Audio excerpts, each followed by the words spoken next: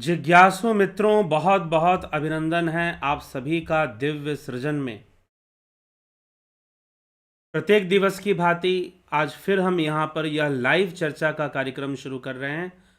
और आज के लाइव चर्चा का जो विषय है, मन ही आत्मा है। अब मन ही आत्मा है, यह कैसे समझा जाए? भला मन कैसे आत्मा हो सकता है? मन तो माया है, फिर आत्मा कैसे है?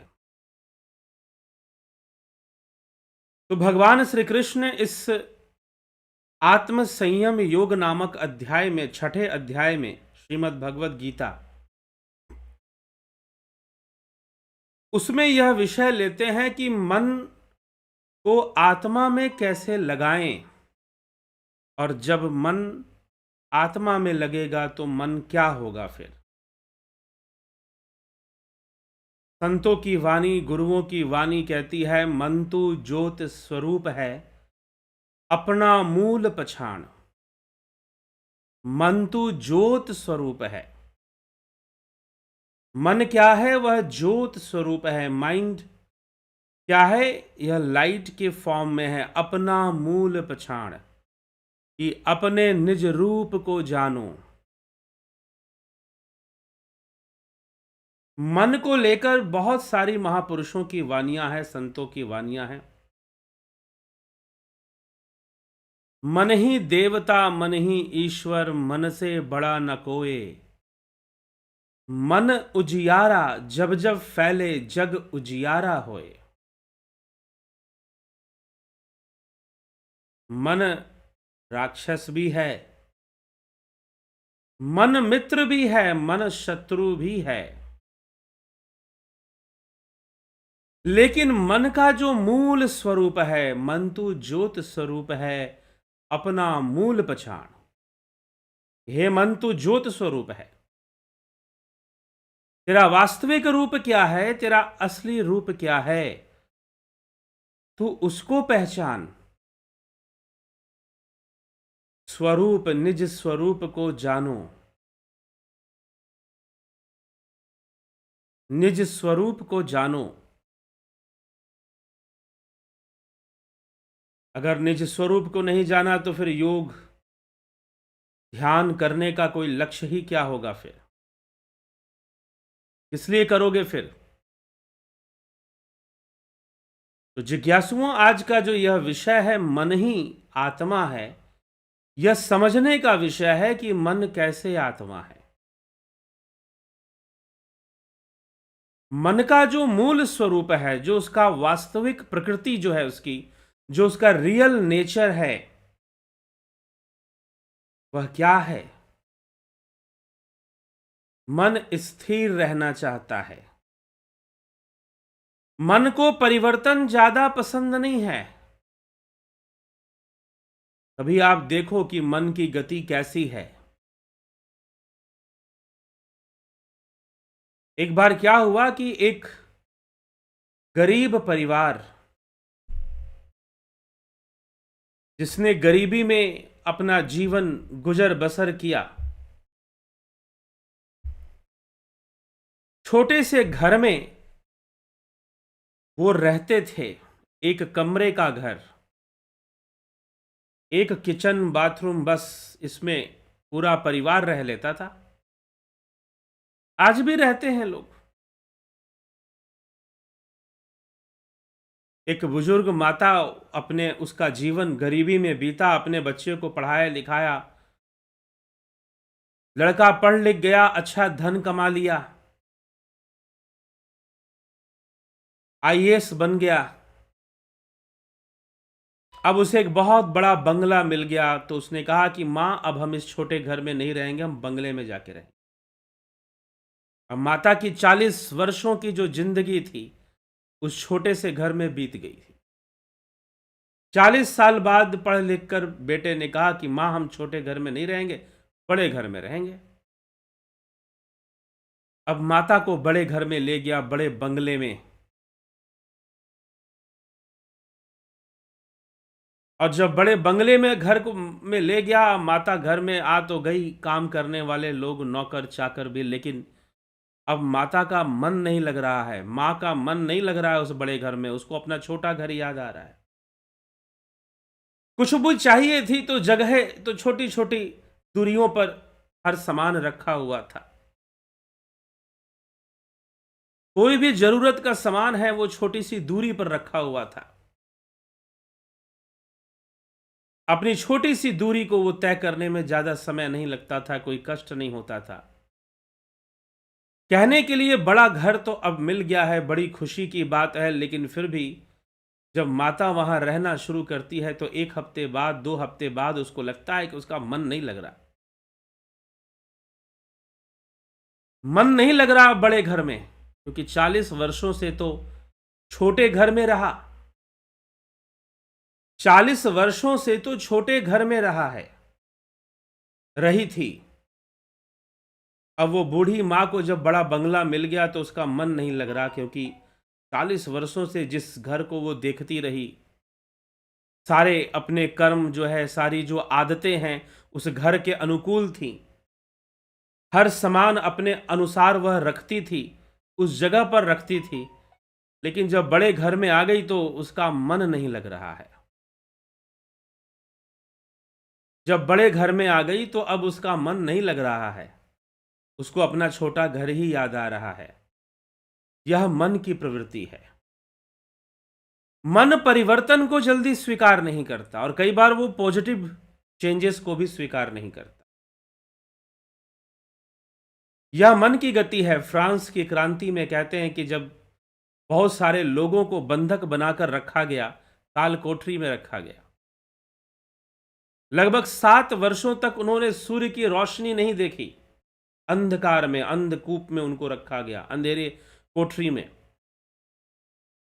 और 7 वर्षों बाद जब क्रांति आई, क्रांति के बाद जब उनको रिहा किया गया, उन्हें जेल से बाहर निकाला गया, काल कोठरी से बाहर निकाला गया, अंध कोठरी से बाहर निकाला गया, तो जैसे ही वो सूर्य की रोशनी में आए, उन्हें बर्दाश्त नहीं हुआ। उन्होंने कहा कि हमें वहीं रहने दो जहां हम थे, अब हमें वहां की आदत हो चुकी है।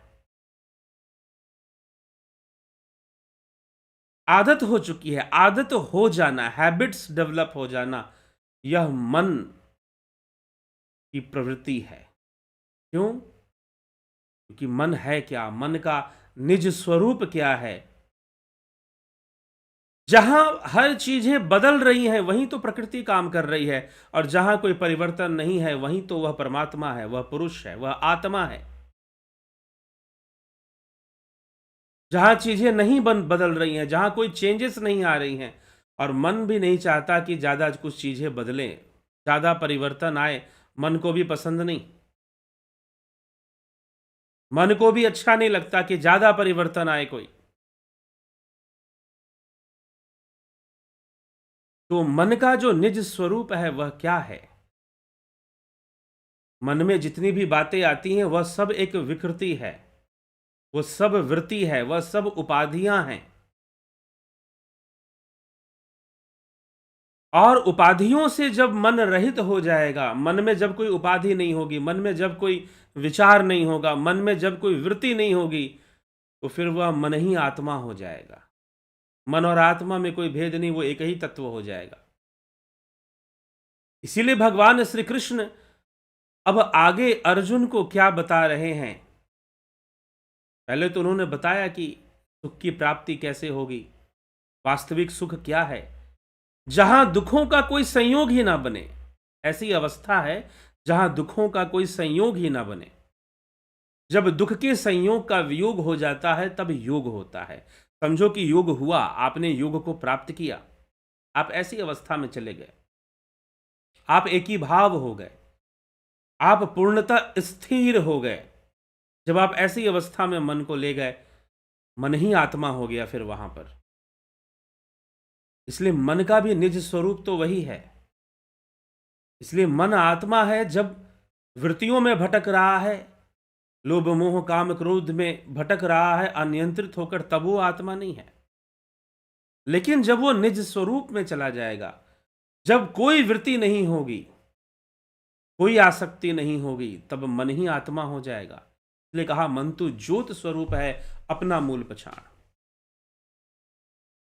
कि मन का वास्तविक स्वरूप ज्योत स्वरूप है, मन तो आत्मा है, मन ही देवता, मन ही ईश्वर, मन से बड़ा ना कोई।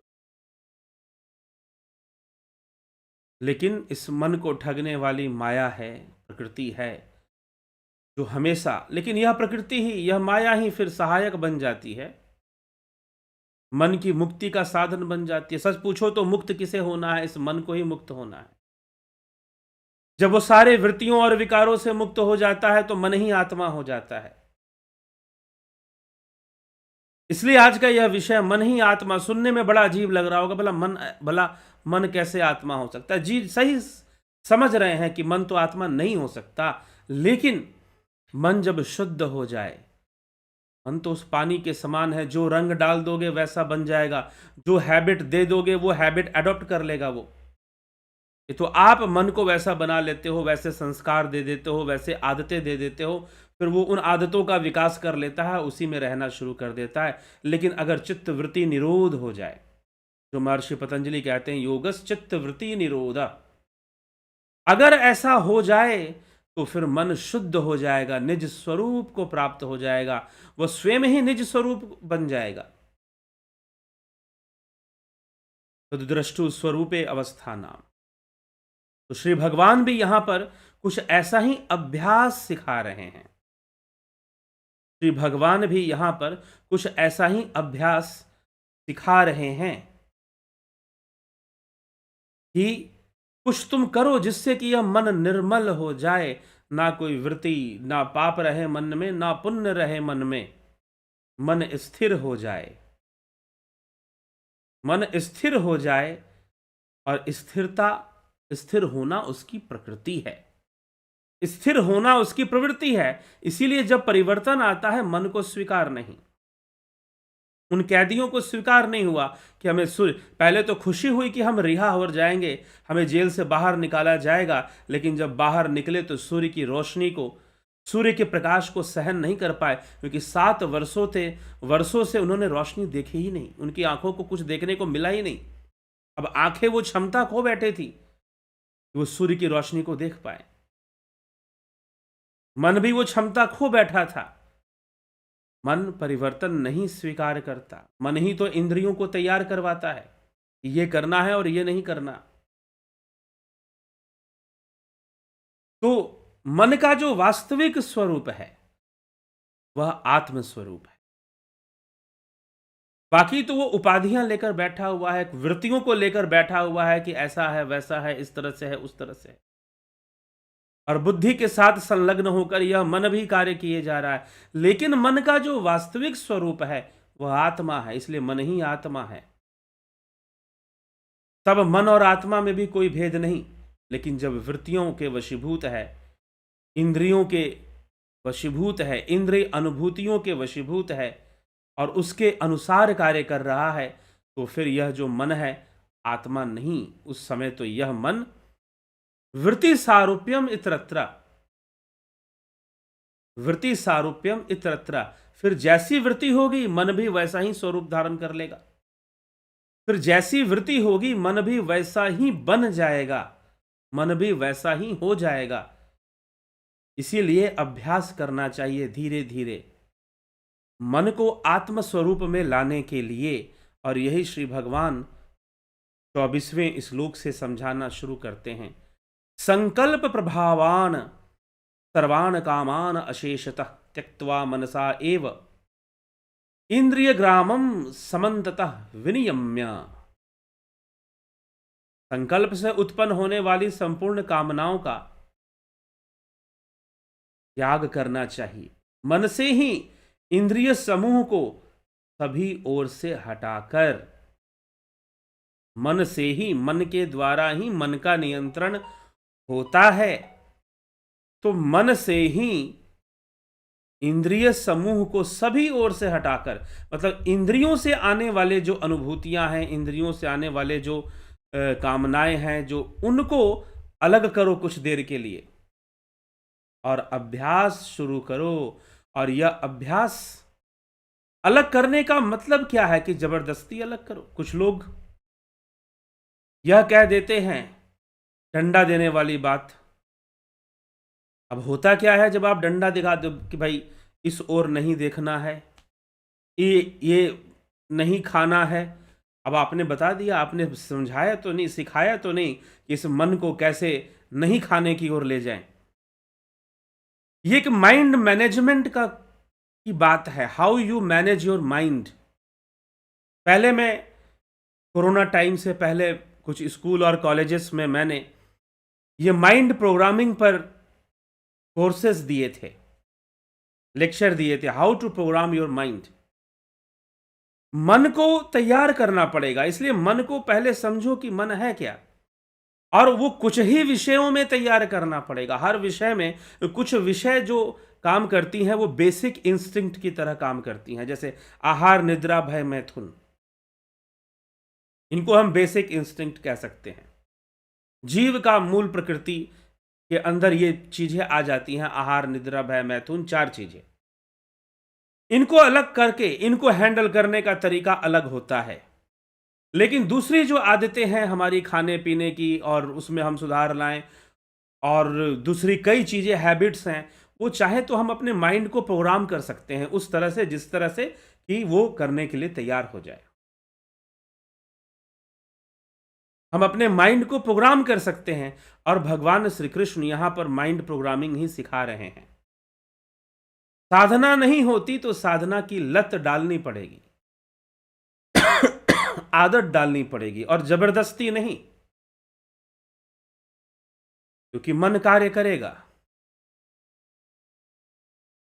एक छात्र ने मुझे फोन किया, एक स्टूडेंट ने कहा कि मेरा प्रयास रहता है कि मैं सुबह सुबह 4 बजे उठूं और कुछ पढ़ाई करूं। मैं अलार्म लगाता हूं, 4 बजे अलार्म बजता है, और फिर मैं अलार्म को बंद करता हूं, फिर मैं सो जाता हूं। या फिर मैं अलार्म बजता है, कभी कभी मैं उठता हूं, किताब उठाता हूं, पढ़ने बैठता हूं, फिर आधे घंटे में सो जाता हूं। तो मुझे लगता है कि मेरे लिए काम सर्वदा असंभव है कि मैं सुबह 4 बजे उठ जाऊं और मैं जो हूं पढ़ने के लिए तैयार हो जाऊं। ये मुझसे नहीं हो पा रहा है।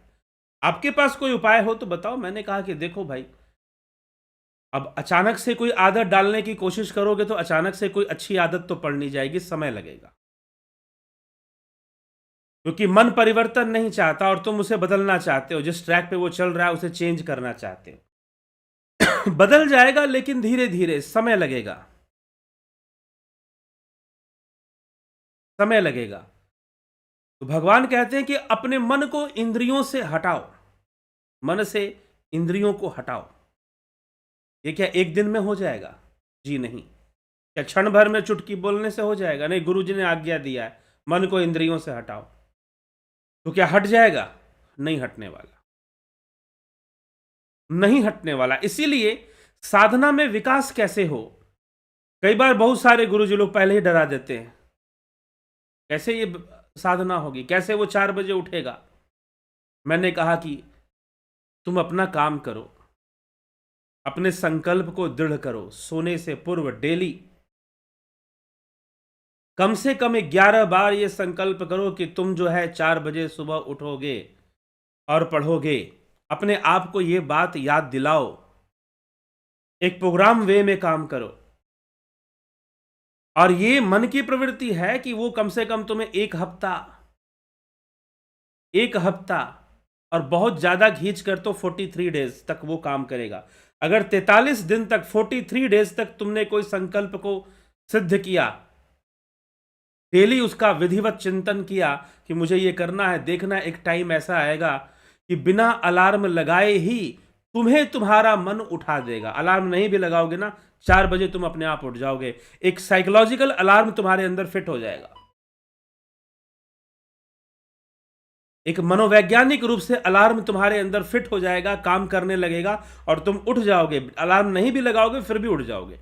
और तुम करके देख लेना, मन के साथ झगड़ा बंद करो, लड़ना बंद करो, जबरदस्ती बंद करो।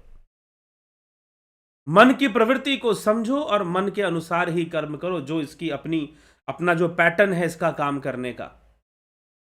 उसके अनुसार हार मत मानो, संकल्प लेते रहो। मैंने उनसे कहा कि आप 43 डेज तक हार नहीं मानेंगे। उस छात्र ने वैसा ही किया। 43 डेज तो बहुत दूर की बात, मात्र 21 दिन बाद, 21 डेज बाद ऐसा होने लगा कि अपने आप उसकी नींद खुलने लगी। अपने आप, यहां तक कि अलार्म बजने से पहले वो उठ चुका होता था, उसकी नींद खुल जाती थी। ये माइंड को प्रोग्राम करने का तरीका है। तो अच्छे कामों में अगर हम माइंड को प्रोग्राम करें तो वो हमें उस ओर ले जाता है। इसलिए साधना में धैर्य रखना चाहिए। और भगवान श्री कृष्ण यही कहते हैं, शनय शनय रूपरमेद बुद्धया धृति गृहितया। ठीक, धीरे धीरे आत्म संस्थम मनः कृत्वा न किंचिदपि चिंतयेत। धृति गृहितया बुद्धया शनय शनय उपरमेत। धीरे धीरे उपराम हो जाए और मन बुद्धि को परमात्मा स्वरूप में सम्यक प्रकार से आत्म संस्थम, आत्म स्वरूप में, आत्मा में ही स्थित हो जाए।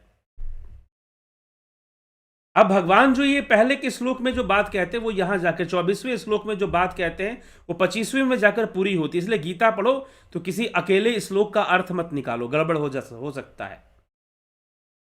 अब ये 24वें श्लोक से ये हमें पता चल रहा है कि संकल्प से उत्पन्न होने वाली संपूर्ण कामनाओं का सर्वथा त्याग करके मन से ही इंद्रिय समूह को सभी ओर से हटा दो। मन से इंद्रियों का संबंध विच्छेद कर दो। लेकिन कैसे? एक दिन में हो जाएगा? नहीं, भगवान कहते हैं शनय शनय अभ्यास करने से होगा। शनय शनय रूप परम मेद बुद्धया धृति गृहितया आत्मसंस्थम मनः कृत्वा न किंचिदपि चिंतयेत। धृति गृहितया, धैर्य युक्त बुद्धि के द्वारा संसार से धीरे धीरे उपराम हो जाए।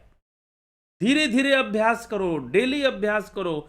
तुम सोचते हो कि अचानक से हो जाएगा? जी नहीं, अचानक से तो किसी का मन नहीं होगा। जब अर्जुन को यह बात समझाई जा रही तो फिर महापुरुष, फिर साधारण मनुष्य की क्या बात।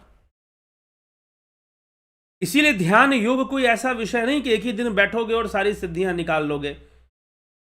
सोने के अंडे देने वाली मुर्गी की तरह किसान ने सोचा कि मुर्गी थी, सोने का अंडा उसे देती थी, हफ्ते में एक बार या महीने में एक बार एक अंडा देती थी वो, सोने का, गोल्ड का। किसान ने सोचा कि इसका पेट फाड़कर सोने का अंडा तो हो नहीं सकता, जरूर इसके पेट में बहुत सारे अंडे पड़े होंगे, मैं एक ही बार सारा निकाल लेता हूं। मुर्गी भी मर गई, अंडे भी ना मिले। तो कुछ लोग साधना करते हैं तो सोचते हैं एक ही बार सारी साधना कर लेता हूं, सिद्धि प्राप्त कर लेता हूं। ज्यादा देर तक समय है आपके पास तो साधना करना अच्छी बात है, लेकिन आप शनय शनय अभ्यास में लगिए। और श्री कृष्ण भगवान कह रहे हैं कि मन को इंद्रिय समूह से अलग करो। यह एक दिन का विषय नहीं है, यह ध्यान योग का विषय है। जब मन को स्थिर करने का, और इसके लिए टेक्निक, ध्यान योग क्या है? एक युक्ति है। ध्यान योग एक टेक्निक है और शास्त्र सम्मत टेक्निक है। शास्त्रों से बहुत सारे चीजों को, अभ्यासों को लेकर उन पर प्रैक्टिस कर कर उनको समझकर आपको प्रदान किया जा रहा है ध्यान योग की पद्धति। ध्यान योग कैसे करना चाहिए, वो एक टेक्निक है जो आपको शून्य की अवस्था में ले जाती है, मन के निज स्वरूप में ले जाती है, आत्मा की अवस्था में ले जाती है। मन को इंद्रियों से जबरदस्ती नहीं हटाना था, क्योंकि अगर मान लो जबरदस्ती हटाओगे तो विचारों से हटाओगे, तो वो विचार भी तो सही नहीं है। वो एक भावनात्मक हटाना होगा, लेकिन एक ऐसी अवस्था जहां भावातीत में हम चले जाएं, तो एक टेक्निक को, एक प्रोसेस को, एक प्रोसीजर को, एक प्रोटोकॉल को फॉलो करना पड़ेगा। और जब आप उसको फॉलो करोगे तो अपने आप आपका मन शून्य की अवस्था में चला जाएगा। अपने आप आपका मन शून्य की अवस्था में पहुंच जाएगा। तो ये शनय शनय अभ्यास की ओर बढ़ना पड़ेगा। अभ्यास जब आप करेंगे तो धैर्य युक्त बुद्धि के द्वारा धीरे धीरे उपराम हो जाए और मन को आत्मस्वरूप में सम्यक प्रकार से स्थापन हो जाए। आत्मसंस्थम, भगवान कृष्ण लिखते हैं आत्मसंस्थम, आत्मा में ही वह जाकर स्थित हो जाए, आत्मा ही बन जाए, मन की ऐसी स्थिति हो जाए। मन को आत्म स्वरूप में ही सम्यक प्रकार से स्थापन करके कुछ भी चिंतन ना करे। करने और ना करने वाली बात है। ना चिंतित, कोई चिंतन आएगा ही नहीं। जब वह शून्य अवस्था बनेगी ध्यान योग में, तो वह चिंतन, कोई चिंतन आएगा ही नहीं। उस शून्य की उपलब्धि कर ले ध्यान करते करते। ठीक, उस शून्य की उपलब्धि कर ले, ऐसा उसका ध्यान होना चाहिए, ऐसा उसका योग होना चाहिए।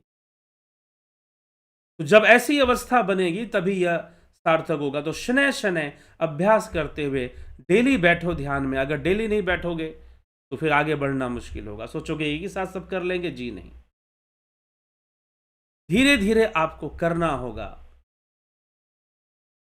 तभी जाकर यह संभव हो पाएगा।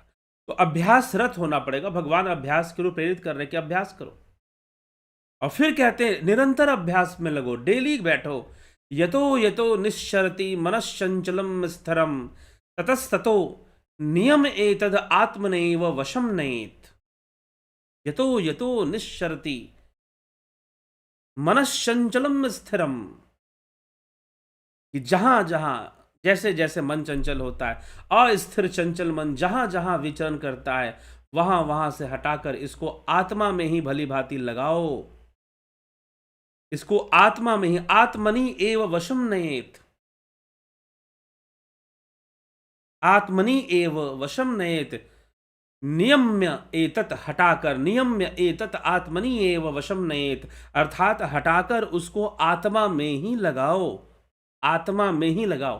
अब कुछ लोग, टीकाकार महोदय लोग, यहां पर आत्मा शब्द को परमात्मा भी लिख दिया करते हैं, अगर आप टीकाएं पढ़ोगे तो। लेकिन आत्मा ही है जिसमें लगाना है, इसलिए भगवान शुद्ध शब्द का प्रयोग करते हैं। नियम्य एतत आत्मनि एव वशम नयेत, कि मन को आत्मा में ही लगाओ, निज स्वरूप में लगाओ। यतो यतो निश्चरति मनश्चंचलम स्थिरम, कि जहां जहां मन जाता है वहां वहां से इसको हटाकर उस आत्मा में ही लगाओ। प्रणव में लगा दो उसे, प्रणव के ध्यान में लगा दो। और जब प्रणव में जाएगा तो अपने आप शून्य में उतर जाएगा। जब प्रणव में जाएगा तो अपने आप शून्य में उतर जाएगा। ठीक है, यह प्रक्रिया होगी। तो प्रणव का अभ्यास करना पड़ेगा। लेकिन अब ये प्रणव क्या है भैया? प्रणव का रहस्य क्या है? अब इस ध्यान योग की साधना में प्रणव साधना ही महत्वपूर्ण है। तो कुछ लोग कहेंगे प्रणव मतलब ओम ओम हम मन में चिंतन करें। जी नहीं, यह ओम ओम का चिंतन करना कोई प्रणव नहीं है, या ओम ओम का जाप करना कोई प्रणव नहीं है। यह प्रणव का एक सिंबॉलिक फॉर्म है जिसका हम उच्चारण करते हैं। लेकिन वह तो असली जो प्रणव है वह उच्चारण से भी परे है। वह तो अजपा गायत्री रूप में और उससे भी अंदर शून्य में है, ब्रह्म में है। मन की शून्य अवस्था होने से ही तो ब्रह्म होगा। मन जब माया से शून्य होगा, वृत्तियों से शून्य होगा, तो वह ब्रह्म में लीन होगा। मन जब माया से शून्य होगा, मन जब वृत्तियों से शून्य होगा, तब वह निज स्वरूप में लीन होगा, निज स्वरूप का रूप धारण कर लेगा। मन तू ज्योत स्वरूप है अपना मूल पहचान, ये वाली बात आ जाएगी फिर। तो श्री भगवान यहां पर अभ्यास करने की बात कहते हैं कि भाई जहां जहां तेरा मन जाता है वहां वहां से तू हटा ले, हटा के लगा। अब एक श्लोक को पढ़ लोगे तो दिक्कत हो जाएगी, थोड़ा पहले वाला भी पढ़ लो, जब भगवान ने कहा है कि अभ्यास, शनय शनय, धीरे धीरे अभ्यास करना है। अचानक से थोड़ी ना हो जाएगा, हिम्मत नहीं हारना है। और ये करना जरूरी है। क्यों करना जरूरी है? क्योंकि इसी में आपका जीवन का सुख है। यतो यतो निश्चरति मनश्चंचलम स्थिरम ततस्ततो नियम्य एतत आत्मनि एव वशम नयेत, कि उस आत्मा में मन को लगा दो। जहां जहां भी मन जा रहा है वहां वहां से हटाकर अपने मन को उस आत्मा में लगा। आगे भगवान कहते हैं 27वें श्लोक में, प्रशांत मनसम हेन योगिनम सुखमुत्तमम उपैति शांत रजसम ब्रह्मभूतम कलमशम। जिसके सब जो मैल हैं नष्ट हो गए हैं। मैल नष्ट होना यहां पर वृत्तियों के मैल हैं मन के ऊपर, जिसका रजोगुण शांत हो गया है। ठीक, शांत रजसम, इसका रजोगुण, क्योंकि रजोगुण ही कर्म में लगाता है, जिसका रजोगुण शांत हो गया है, जिसका मन सर्वथा प्रशांत मनसम, जिसका मन सर्वथा शांत हो गया है, इस ब्रह्म रूप बने हुए योगी को निश्चित ही उत्तम सुख प्राप्त होता है। उत्तमम सुखम उपैति, पहले जो भगवान ने कहा कि उत्तम सुख कौन सा सुख, जहां दुख के संयोग का वियोग हो जाए, वही परम सुख है। जहां दुख के संयोग का वियोग हो जाए, कल जो 9 बजे आपने सुना होगा, कल 9 PM पर जो व्याख्यान चल रहा था वह इसी विषय पर था कि जहां पर दुख के संयोग का वियोग हो जाए, जहां पर दुख के संयोग का वियोग हो जाए, तो वहां योग हो जाएगा और दुख नहीं आएगा, तो वही उत्तम सुख है, वही परम सुख है। तो उस उत्तम सुख तक पहुंचने का मार्ग क्या है? तो महर्षि पतंजलि ने जो योग सूत्र में चित्तवृत्ति निरोध का मार्ग बताया है, भगवान इन 24, 25, 26, 27 इन 4 श्लोकों में यही चर्चा कर रहे हैं कि तुम उत्तम सुख को कैसे प्राप्त करोगे, परम सुख को कैसे प्राप्त करोगे, जब मन में दुख का वियोग संयोग में आए ही ना, दुख का वियोग हो जाए। दुख का वियोग कब होगा? जब आप ऐसी एकीभाव अवस्था में चले जाओगे, एकाग्र अवस्था में चले जाओगे, जहां पर मन दीपक के लौ के समान हो जाएगा। कौन सा दीपक का लौ?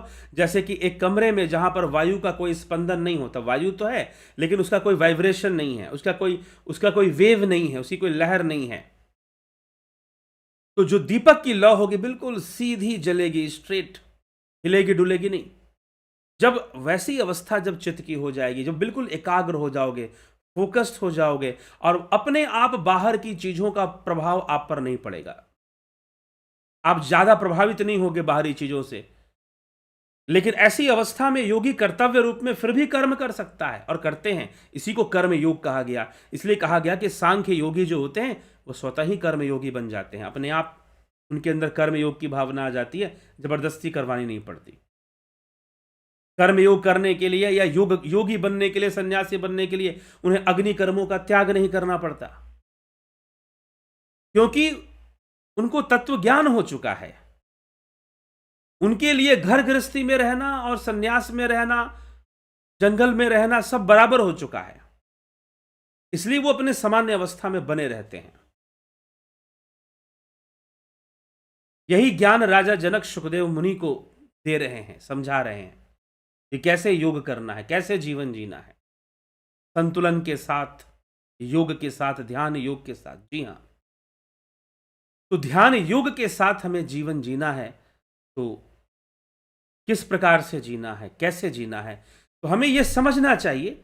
और यही युक्ति भगवान यहां पर बताने में लगे हुए हैं कि जिस प्रशांत मनसम है न, जब मन शांत हो जाएगा और मन पूर्णता आत्मा में जाकर स्थित हो जाएगा, मन पूर्णता आत्मा में जाकर स्थित हो जाएगा, तो फिर क्या होगा? मन जब पूर्णता आत्मा में स्थित हो जाएगा, सब जगह अपने स्वरूप को ही देखने लगेगा, तो फिर क्या होगा? फिर उसे परम सुख की प्राप्ति होगी। युजनेवं सदात्मानं योगी विगत कल्मषः सुखेन ब्रह्म संस्पर्श मत्यंतम सुखम सुखमश्नुते। इस प्रकार आत्मा में ही सदा लगाता हुआ पाप रहित योगी सुखपूर्वक ब्रह्म प्राप्ति रूप अत्यंत सुख का अनुभव कर लेता है। 28वें श्लोक में भगवान कहते हैं, आत्मा में लगाने का अभ्यास करो, मन को सर्वदा आत्मा में लगाने का अभ्यास करो। और जब आत्मा में मन को लगाने का सर्वदा अभ्यास होगा तो मन आत्मा ही हो जाएगा। अब आपके ऊपर है कि आप मन को कैसा बनाना चाहते हो, किस तरह का बनाना चाहते हो, आप पर निर्भर है। नहीं तो मन तो अनेकों तरह से कार्य कर ही रहा है, मन तो अनेकों प्रकार से कार्य कर ही रहा है। अगर ध्यान योग के माध्यम से मन को सही जगह पर लगा दिया जाए तो मन निश्चय ही ध्यान योग से युक्त होकर, ध्यान योग है क्या?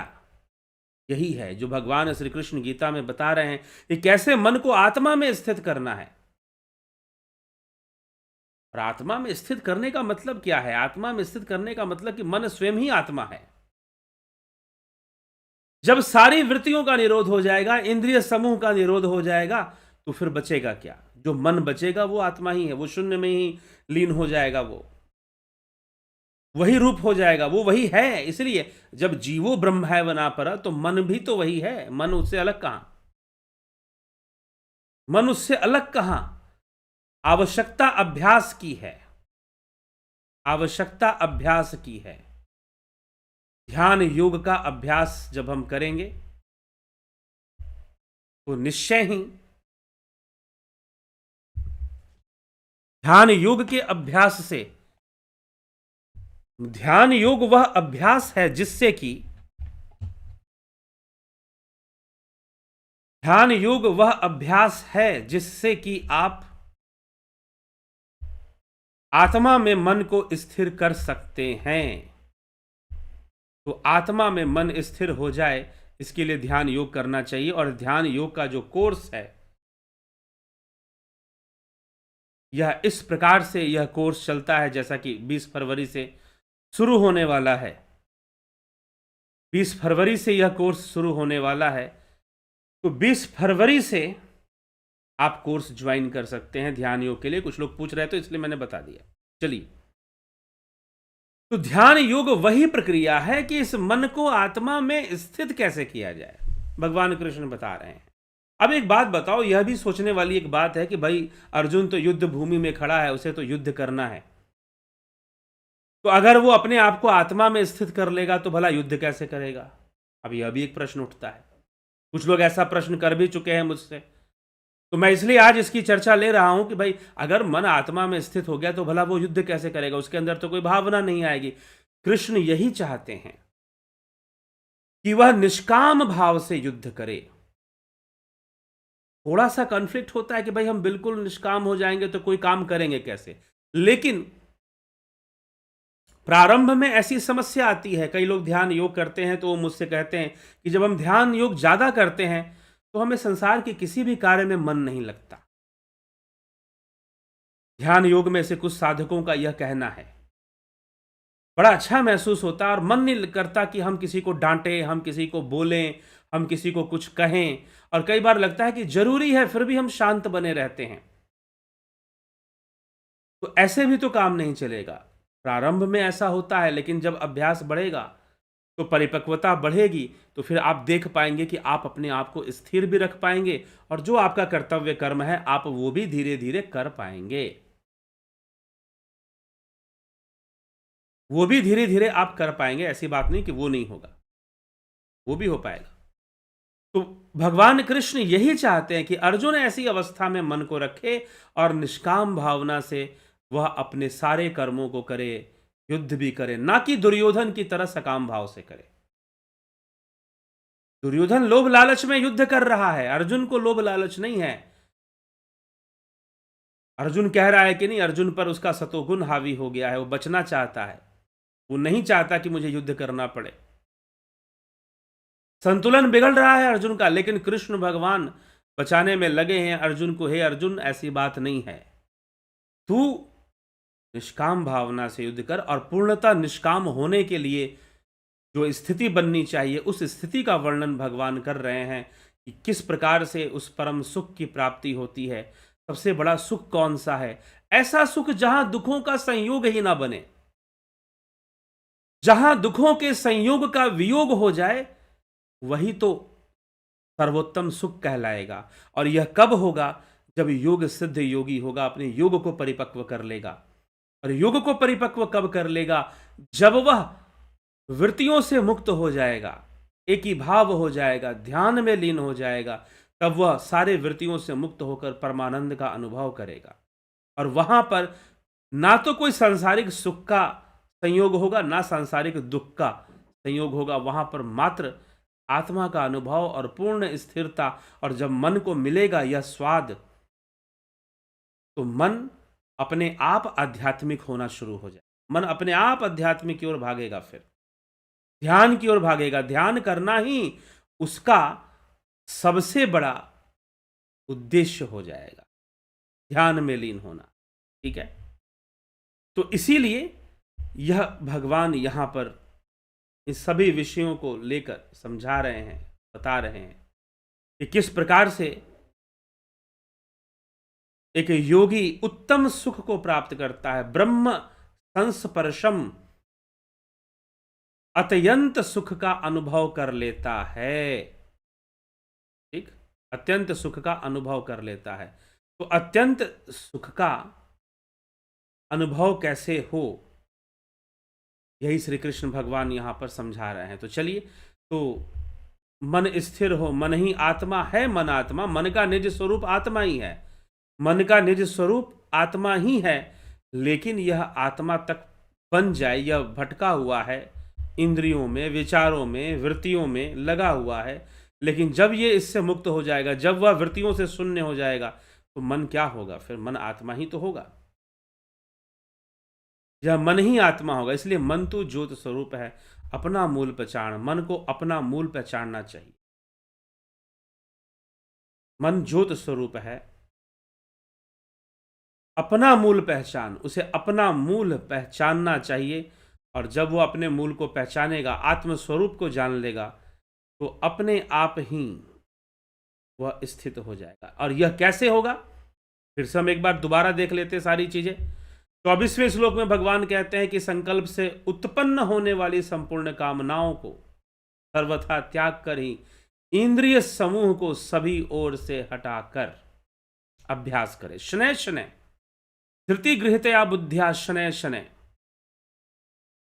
उपरमेत, उपराम हो जाए, धीरे धीरे क्या हो जाए? उपराम हो जाए। उपरमेत मनः आत्मसंस्थतम, आत्मसंस्थम, आत्मा में ही मन स्थित हो जाए, आत्मा में ही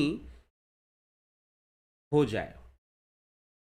उपराम होने का मतलब उसका विराम होना, वह रुक जाए।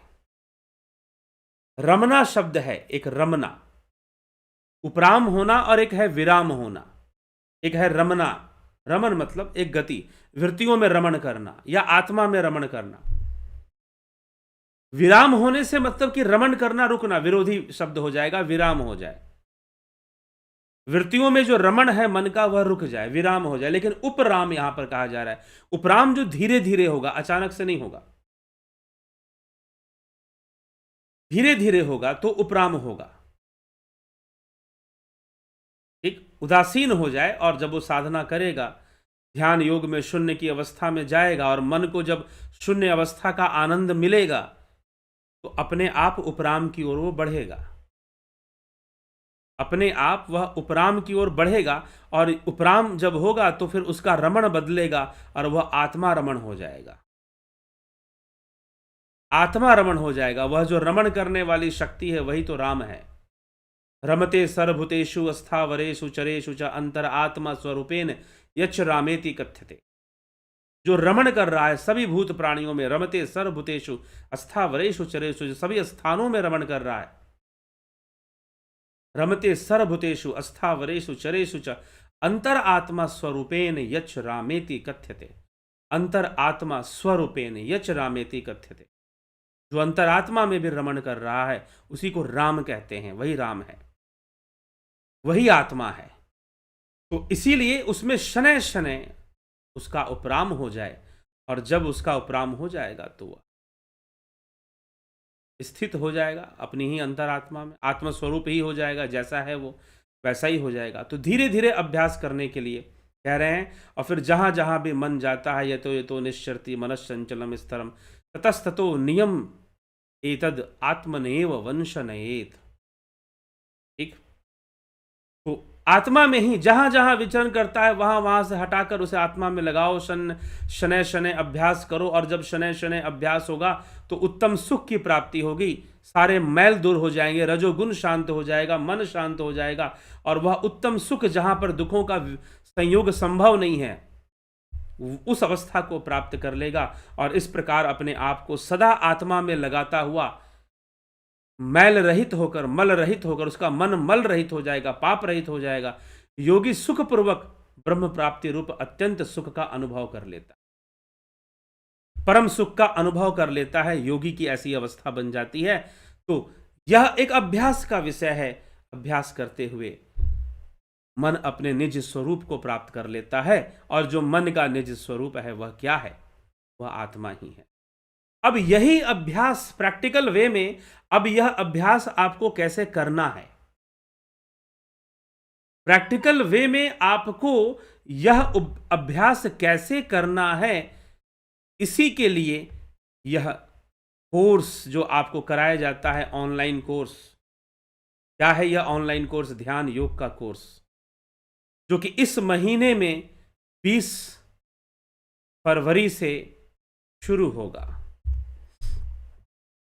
ठीक, तो 20 फरवरी से आप इस कोर्स को अगर करना चाहते हैं तो आप ज्वाइन कर सकते हैं इस कोर्स को भी। ठीक, आप इस कोर्स को ज्वाइन कर सकते हैं।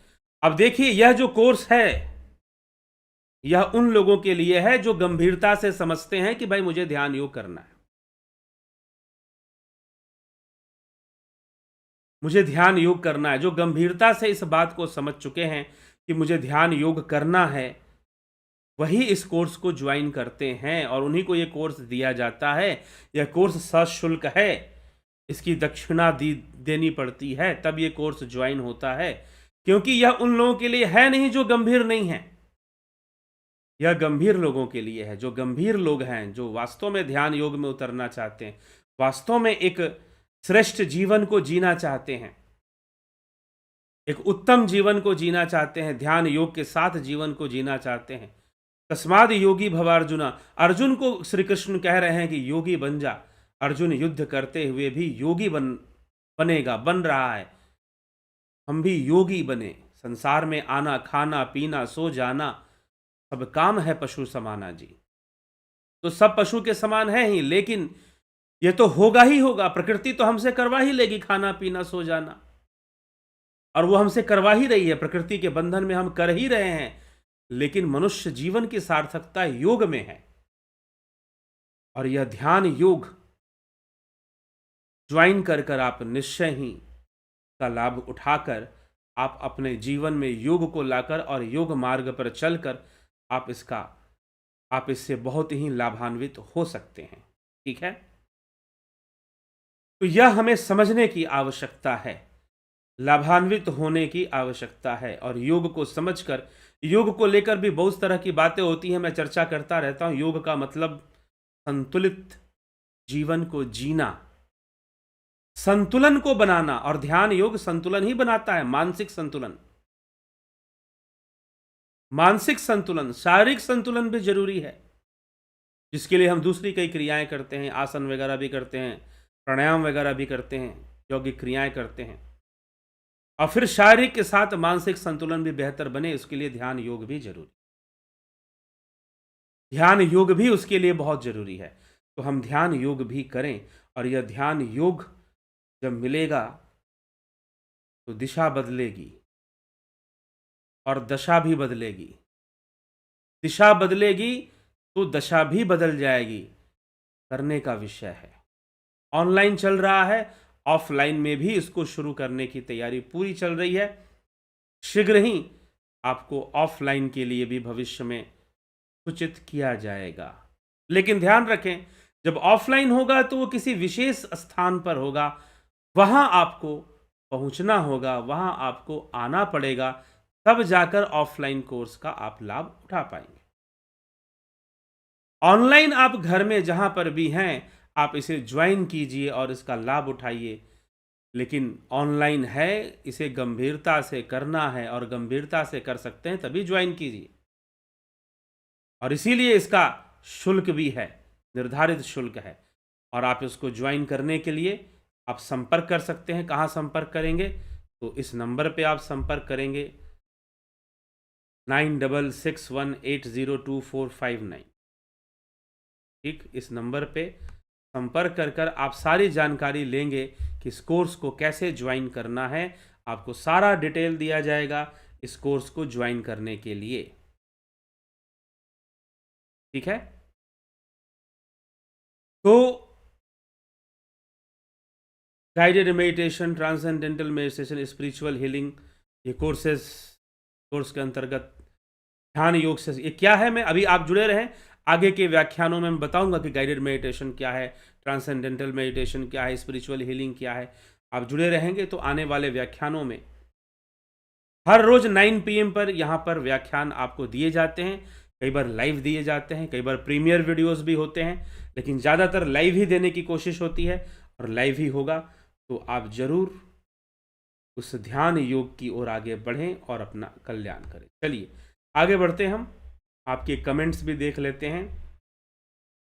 पवन कुमार गुप्ता जी बहुत अभिनंदन है, नरसा राम जी, शिखर शर्मा जी, मनीषा गर्ग जी बहुत अभिनंदन आपका, नवज्योति नाथ जी, जगत नारायण जी, अमन कक्कर जी, कमलेश खैरनर, अवनी प्रधान, रूपलाल विश्वकर्मा, राजू पाल जी, नूतन भट्ट जी, प्रेम सागर यादव, गोविंद प्रसाद नीमा जी, विनोद के सूद, सविता नायक जी बहुत अभिनंदन है, उषा श्रीवास्तव जी, फनी वीडियोस, दीपक गोयल, कन्हाई कुमार, राम निवास मीना, श्वेता राय सिन्हा जी, संतोष कुमार जी बहुत अभिनंदन है सभी का, रतन सिंह जी, विष्णु चंद्र मौर्य, AK त्यागी, घनश्याम सरोदे, सौम्या शर्मा, बिमला शाह, बबीता धीमान, रामविलास जी, राजेंद्र चौहान, शंकर प्रसाद जी, निष्कलंक श्रीहरि बहुत अभिनंदन है, मानवेंद्र सिंह जी अभिनंदन है आपका, किशोर वैद्य जी, ओम दत्सत, पूजा सिंह जी, दिनेश भाई, ओमराज हेमब्रॉम, भगवती यादव जी, पंकज सोनी जी, दुष्यंत चौहान जी बहुत अभिनंदन है, अरुण पंडित जी, गंभीर शाह, अनिल सोनी जी, मनीष यादव, पारजी जी, कुंवर जी,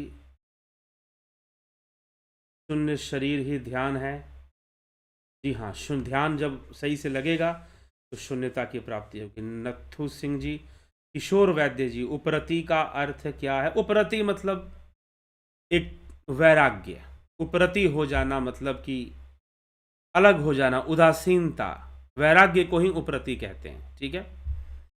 इंद्रियों से उपरति हो जाना मतलब इंद्रियों मन की रति है, इंद्रियों में, रति मतलब रमण करना, ठीक है, रति मतलब रमण करने का इसका अर्थ है। तो उपरति जब आप उससे अलग हो जाते हैं तब, ठीक, जब वैराग्य हो जाए तो उपरति होगी, तो उपरति का अर्थ वैराग्य से ही समझे। आशा रानी जी, प्रशांत सेठ कि रजोगुण पर कैसे नियंत्रण करें? ध्यान योग उसी के लिए है। चित्त मन जो है वह आत्मा के अधीन है और अंत में यह अपने प्रकृति में लीन हो जाता है। अंत में अपनी प्रकृति में लीन हो जाता है मतलब जब तक वह इंद्रिय अनुभूतियों में लगा है तब तक अपनी प्रकृति में लीन कैसे होगा, ठीक। वो तो वही ढूंढेगा और मन मरेगा नहीं, शरीर मर जाएगा। माया मुई न मन मुआ, मर मर गया शरीर, कबीर वाणी है ये। माया मुई न मन मुआ, मर मर गया शरीर। न माया मरती है, न मन मरता है, मरता कौन है? शरीर मरता है। तो मन तो फिर भी अपना काम करेगा, अगर वो इंद्रिय वृत्तियों में है तो मरने के बाद भी रहेगा, ठीक। तो मन का अंत कहां होगा? मन का अंत तो ध्यान योग में होगा। मन का जो अंत है वो कहां होगा? वो ध्यान योग में होगा, जब कोई वृत्ति ही ना रहे, जब वो वृत्ति शून्य हो जाए, तो दृष्टु स्वरूपे अवस्थानाम, तब उसे स्वरूप का साक्षात्कार होगा, जब मन वृत्ति शून्य हो जाएगा।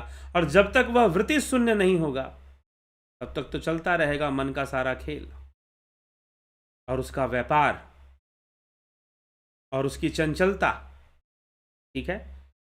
तो वह अपने अंत में और अपने प्रकृति में क्या लीन होगा? क्योंकि मन तो ज्योत स्वरूप है, मन ही आत्मा है, वो स्वयं आत्मा, वो शून्य, जब कोई वृत्ति ही नहीं होगी, कोई विकार ही नहीं होगा तो उसमें रहेगा,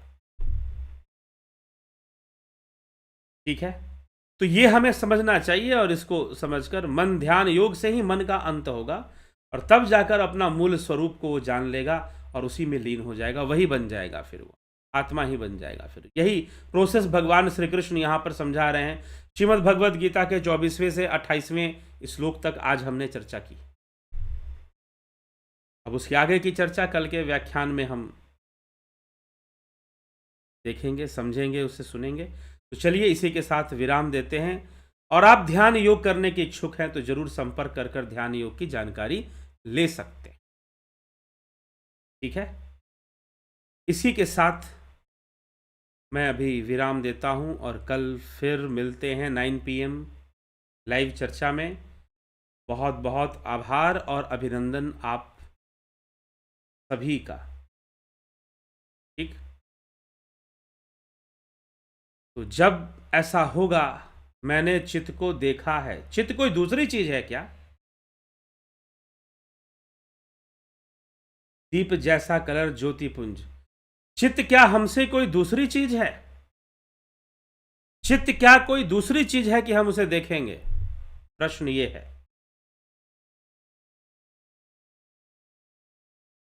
अगर आपने ज्योति पुंज को रूप में देखा है तो वह भी विवर्त है।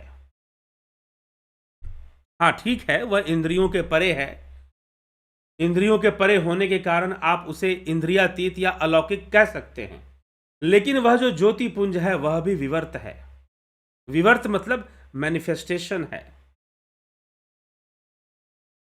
वह भी मैनिफेस्टेशन के अंदर ही आएगा। और जब वह विवर्त है तो वह पूर्ण तो है नहीं। तभी तो यहां पर ब्रह्म की बात की जा रही है, तभी तो यहां पर शून्य की बात की जा रही है कि शून्य अवस्था में चले जाओगे। वहां ना ज्योति होगा ना नाद होगा।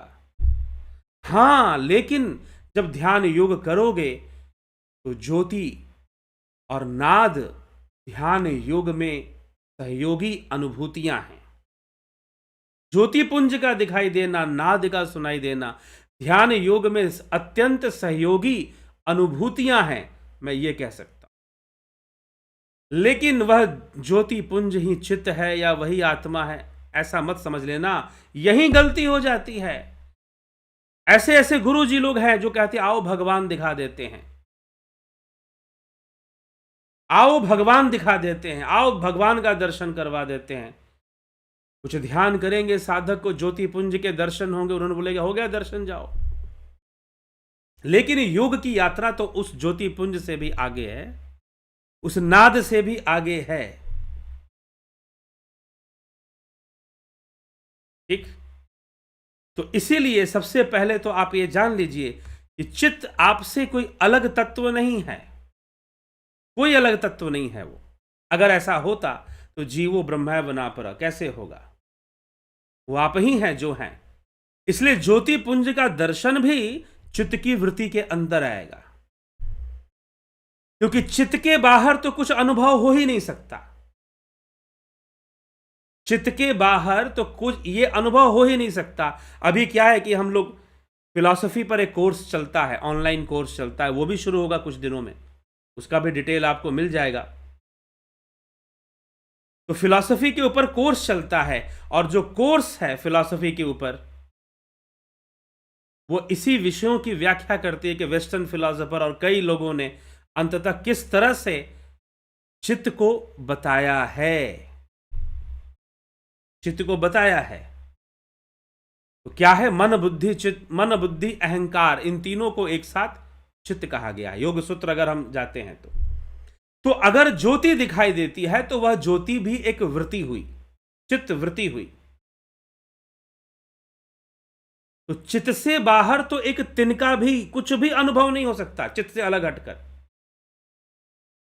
Nothing you can experience without चित्त। चाहे वो नाद सुनाई दे रहा हो, चाहे आपको ज्योति पुंज, यहां पर ध्यान योग लोग करते हैं, ज्योति पुंज के खूब दर्शन करते हैं। जो ऑनलाइन ध्यान योग कोर्स चलता है उसमें लोग ज्योति पुंज के खूब दर्शन करते हैं। कई लोग हैं जिन्होंने ध्यान योग कोर्स कर लिया, बोलते हैं हम ध्यान करते हैं, हमें ऐसे ऐसे रूप में ज्योति पुंज दिखाई देती है, प्रचंड प्रकाश दिखाई देता है, फिर नाद सुनाई देता है, और फिर कभी कभी लगता है कि सब बंद हो गया, हम बिल्कुल शून्य में चले गए, बिल्कुल शून्य में चले गए। तो वह ज्योति पुंज भी उसी का मैनिफेस्टेशन है।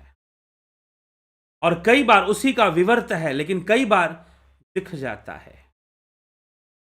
अगर उस ज्योति का ध्यान होगा तो यात्रा ज्योति की ओर होगी, नहीं तो ज्योति की ओर यात्रा नहीं होगी।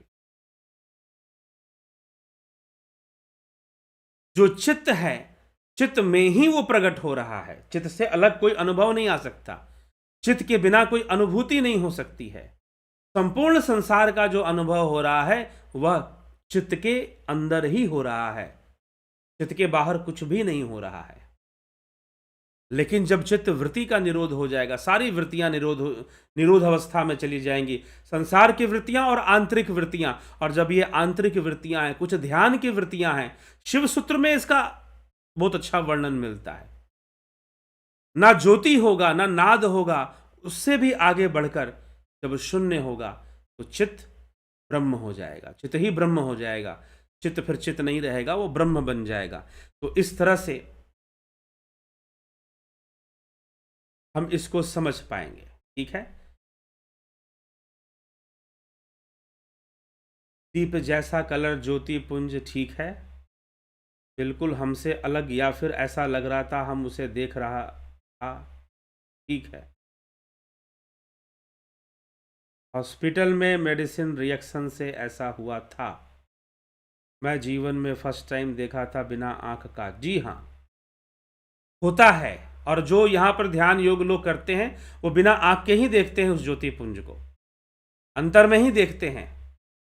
ठीक, जब हम किसी ऐसी अवस्था में चले जाते हैं जहां पर हम, जैसे लोग कोमा में चले जाते हैं या अनकॉन्शियस हो जाते हैं, बिल्कुल वो उसमें चले जाते हैं, तो उस अवस्था में उनको ऐसे एक्सपीरियंस आ जाते हैं, अनुभूतियां आ जाती हैं।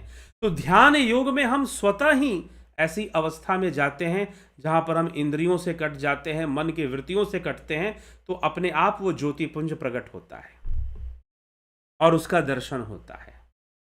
ठीक, तो एक बार आपने देखा, आप उस ज्योतिपुंज से हमेशा के लिए जुड़िए, ज्योतिपुंज से हमेशा के लिए जुड़िए। अगर दोबारा देखना चाहते हैं उस ज्योतिपुंज को और जुड़ना चाहते हैं तो ध्यान योग का कोर्स कर लीजिए ललिता मोहन त्रिपाठी जी। ठीक,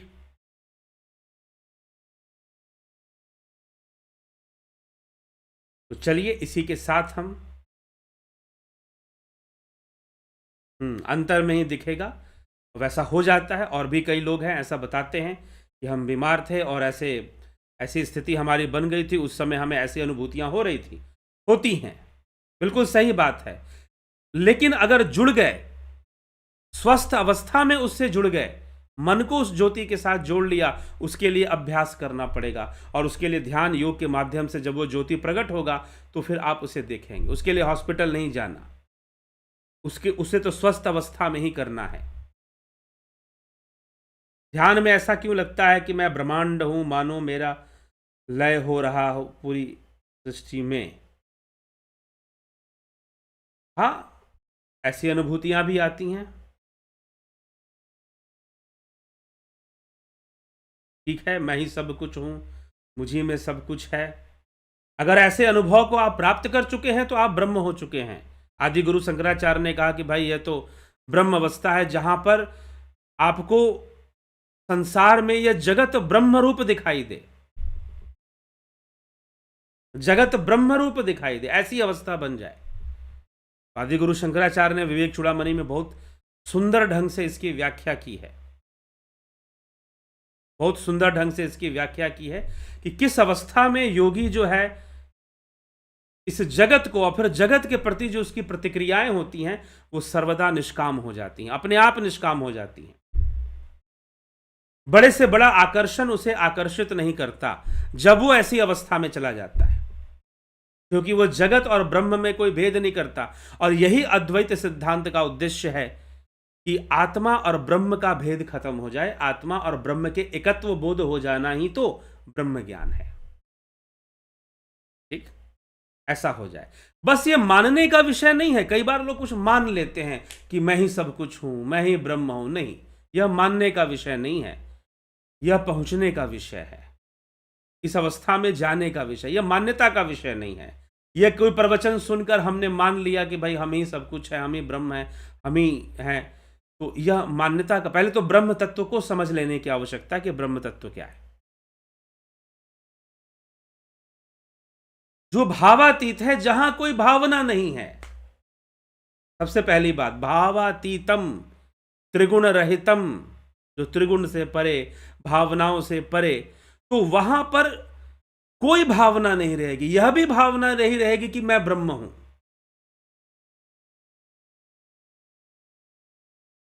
वहां पर यह भी भावना नहीं रहेगी कि मैं सब कुछ हो गया हूं।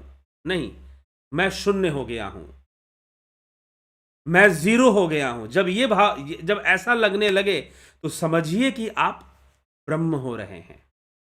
जब ऐसा लगने लगे कि मैं कुछ नहीं है, ना विचार है ना वृत्ति है, क्योंकि सारा संसार तो विचार और वृत्तियों में है।